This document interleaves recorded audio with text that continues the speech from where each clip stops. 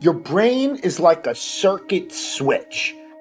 Once you believe you are something, you actually embody it. You embody that feeling.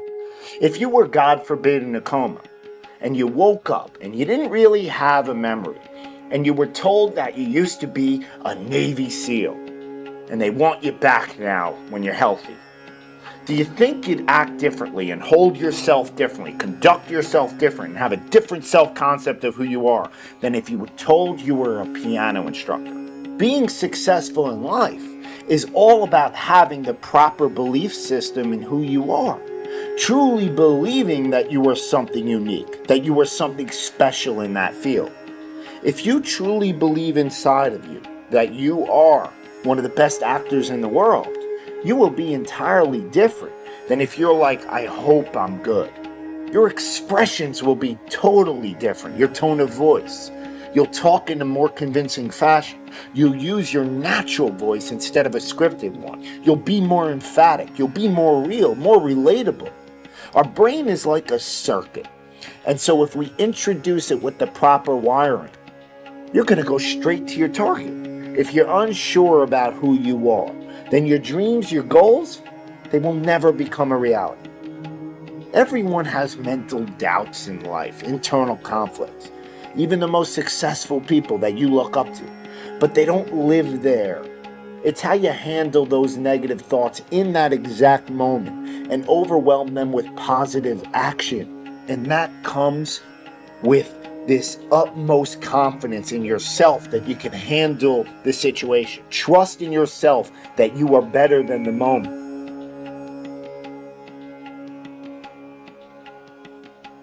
The greats think differently. The greats see differently, right? The greats have a different worldview. The greats, they approach the game in a totally different way.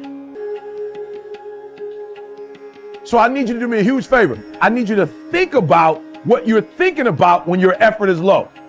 Because if you can get this, you can get any success you want in life. You can have anything you want in life if you can get this. The next time you give a low effort, right? You give it 70% or 50% or 30%. I want you to think about what you're thinking about when your effort is low. If your effort is low, you're probably not thinking about the opportunity. You're probably thinking about the obligation.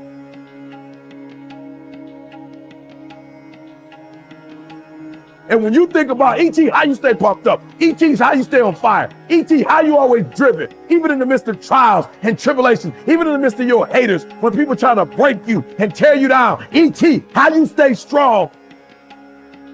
I keep thinking about the opportunities. Every single day, I'm thinking about the opportunity, and I'm not looking at this thing as an obligation. I'm not looking at this thing as something that I have to do, or that I'm forced to do, right? Something that somebody's making me do. Every time I wake up, I'm thinking, I'm alive, baby. This is the day. This is an opportunity.